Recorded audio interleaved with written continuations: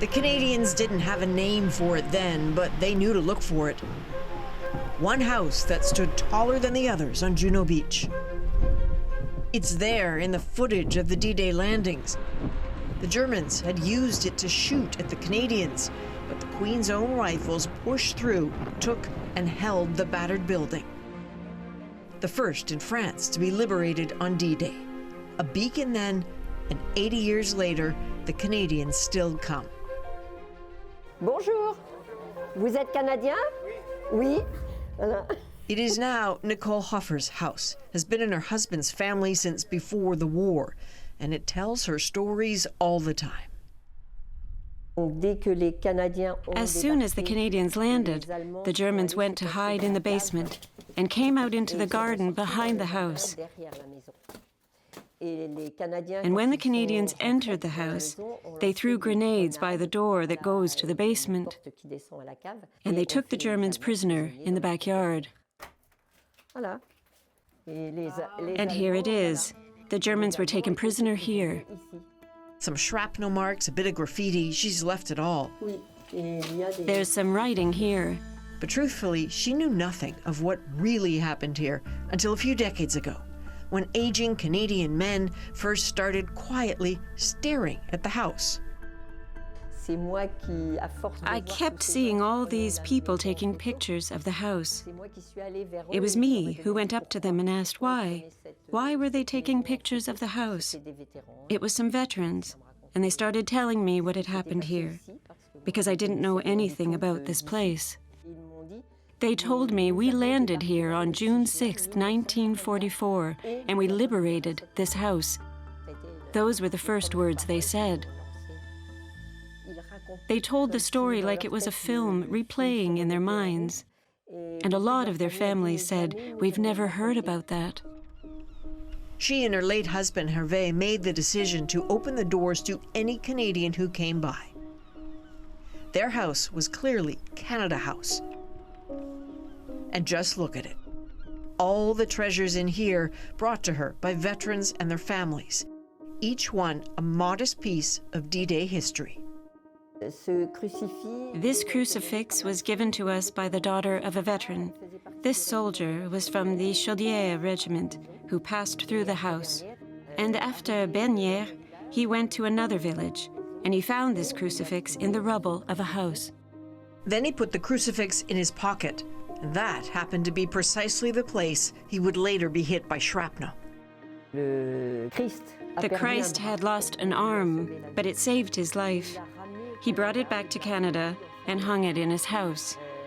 And before he died, he made his daughter promise to bring the crucifix here, to Canada House. There's nothing official behind this effort to remember and respect now. Just a woman who will not stop. The guest book filled with the shaky pen of old soldiers. Their regiments, their memories. Every few pages, a curious story. We arrived on D-Day, 7:26 a.m.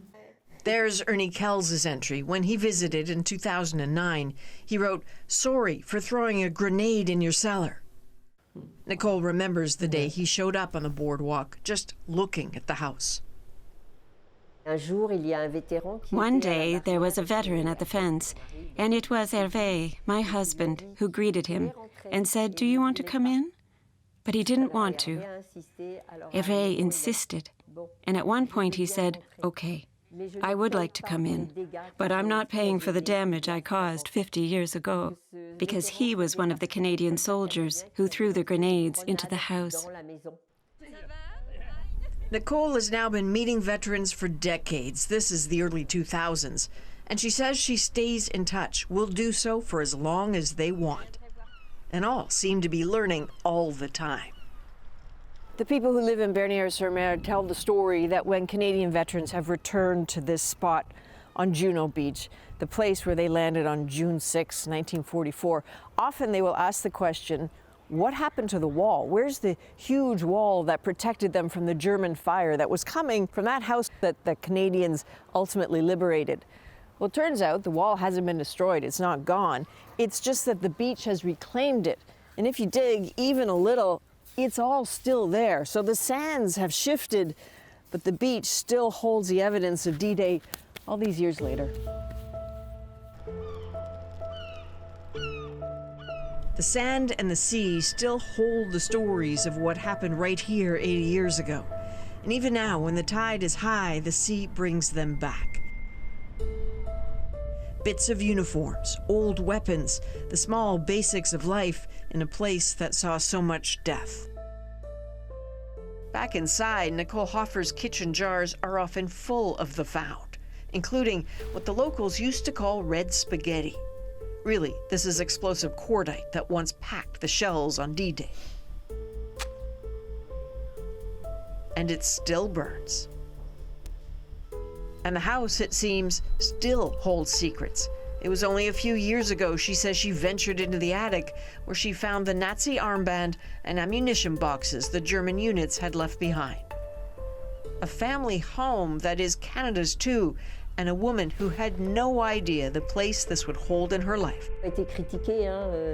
I've been criticized by members of my family. How could you open your doors to strangers?